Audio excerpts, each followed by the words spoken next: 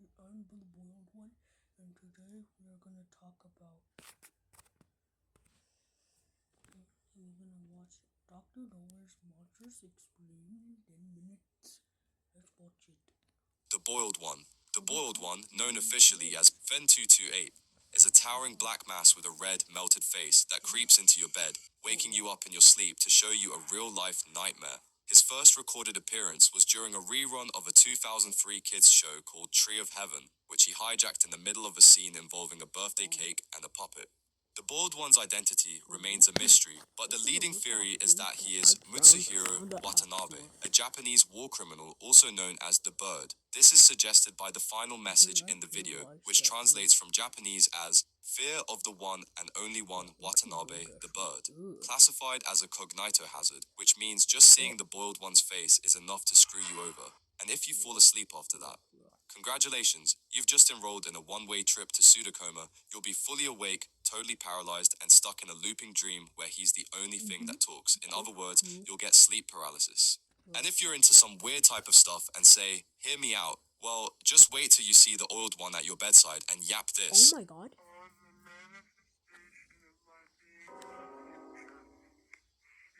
Who said that? Who said that? So, want to survive, don't look at his face. If you have already done it, don't sleep and don't even take a nap. Using earplugs helps. Reading Bible verses might help to summon Archangel Michael. Wait. Why do I feel so gimme? I put the new fudge on the G. But really, your best bet is denial and a gallon of caffeine. Because the Boiled One doesn't chase, he waits, simmering in the folds of your mind, knowing once you've seen his face, sleep isn't rest, it's surrender. The Locust. The Locust, or the Thump, is a walking jump scare dressed in stick-like black limbs and childlike desperation. It's the main antagonist of Dr. Nowhere's TOE and Smilehood analog horror series. It's a monster that would like to play with you by ripping through your screen and possibly digesting your insides without leaving a scratch. Its body is stick-thin and biomechanical. Thing eats people, sort of. Victims are found with their bodies untouched, with organs gone and souls probably digested. It's been seen standing silently in rooms with faded wallpaper, like a kid's drawing of a nightmare that never got erased. If you see it on your screen, turn the TV off immediately. Smash it if you have to. If it's already broken through, forget hiding and just run. But it's absurdly fast and smarter than it lets on, so a car might buy you time. A motorbike? Maybe. And when you hear this needy call, it's not looking for snacks. It's looking for you. Just don't talk back. This thing doesn't want company. It wants your organs and a friend to pretend with. Philbus. A monster with chair-like legs, Philbus is a walking paradox of furniture, faith, and fashion. With a jet black torso, beige I'm actually in the Philbusm community and I eat chairs. skin, and a charming little top hat, Philbus looks like someone mashed up smiling friends Alan with a broken theatre prop and decided it was a deity. And depending on who you ask, they might be right. Philbus is tied to something called Philbism, an internet-born religion. Its core belief is that Philbus gave humanity the sacred gift of the chair, and that consuming chairs honors his great sacrifice. No one knows what the sacrifice was, or when, or why it involved chairs, but followers claim enlightenment comes from eating them. Wooden ones, IKEA ones, even recliners if you're brave. Yeah. Will the circle React. be unbroken? Wooden ones, IKEA ones, even recliners if you're brave. The unsettling part, media that mentions Philbus or Philbism becomes infected. It turns into subtle propaganda, from articles, videos, and even this script. People exposed to it start referencing chairs, praising Philbus, and obsessively talking about chair anatomy while totally denying anything weird is happening. So if you're still watching and you haven't microwaved a dining chair yet, congratulations, you might still be safe. But if you're feeling the urge to just take a nibble, then I have bad news for you. You're going to look like a soft-shell turtle with stool-like legs. Guilt. An entity that looks like someone soaked a corpse in bleach and left it to dry, guilt is as haunting as it is quiet.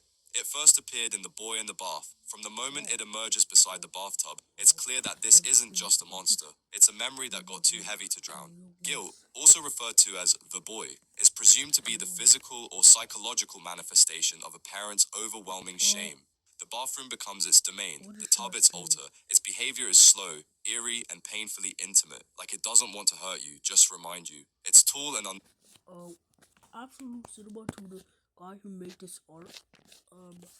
So that's me right there. Wow. I hate you. Or I just hate you, Lucas. I no hate on it. Yeah, I just hate you. Yo. Wow. Wow.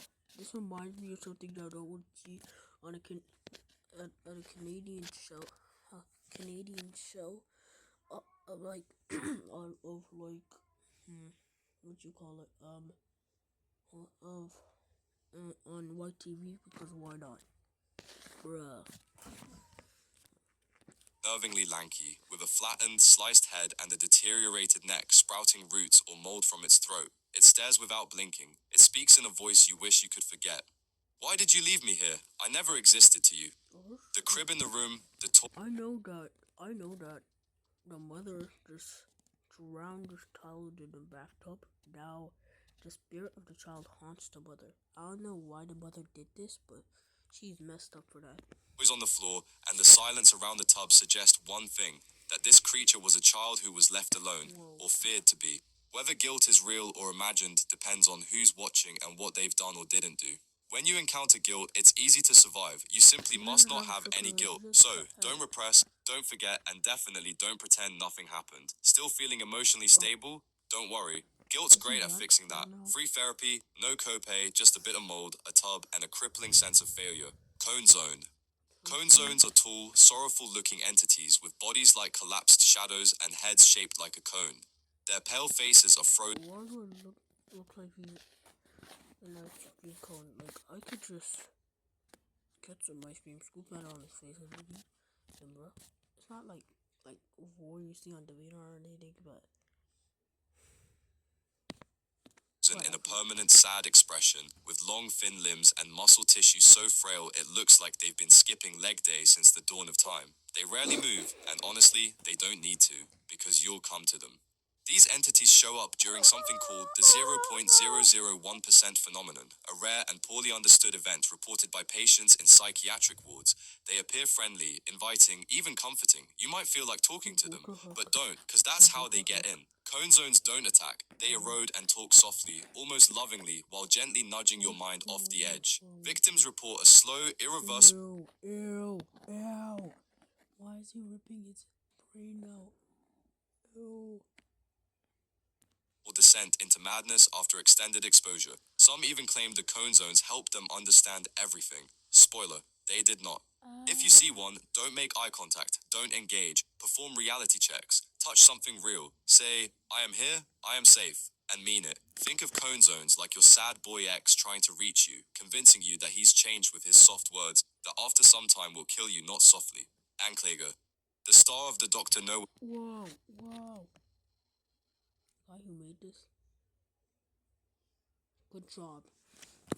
Phobus, I don't know who this is.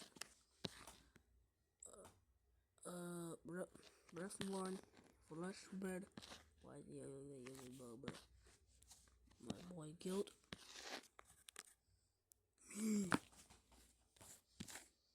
Opportunity funds on the cheap follower and Dr. Nowhere will be alright.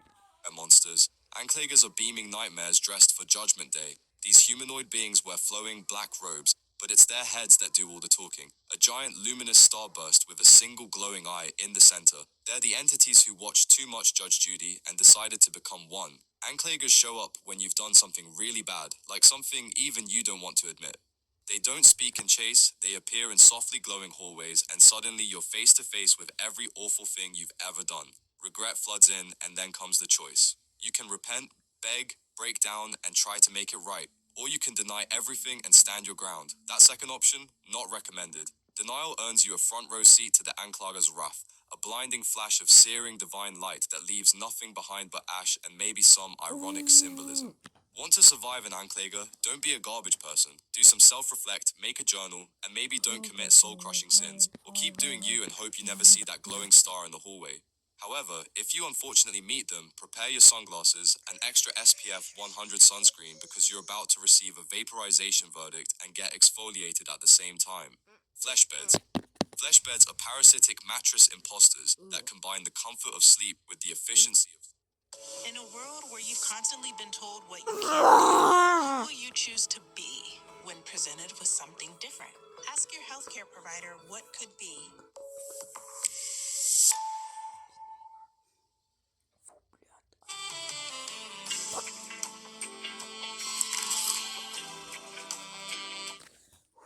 With the efficiency of slow, silent digestion. Also known by the scientific name Populus coolcita, these freaks of biology mimic ordinary bedding during hibernation, and yes, people have cuddled up on one and never woken up. The first confirmed victim was Alice Diger. Fittingly, her last name literally means to digest. Their terror,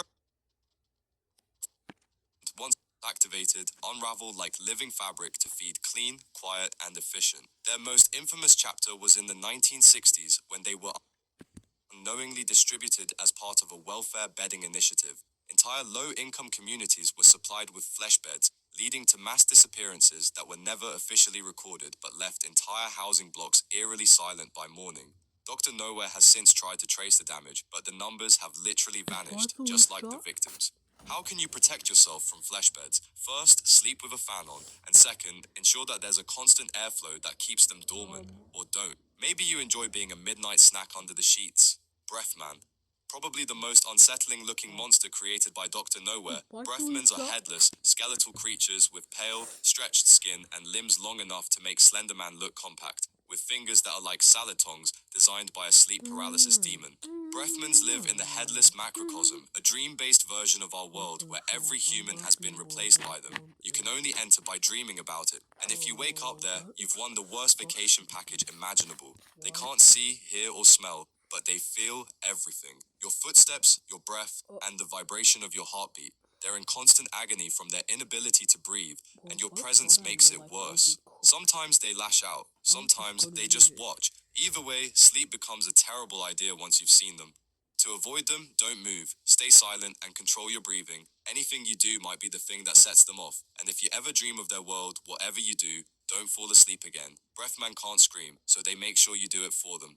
So if you're still breathing easily after all that, lucky you. Don't forget to subscribe for more nightmare fuel, and as always, stay safe, stay sharp, and I'll see you in the next one.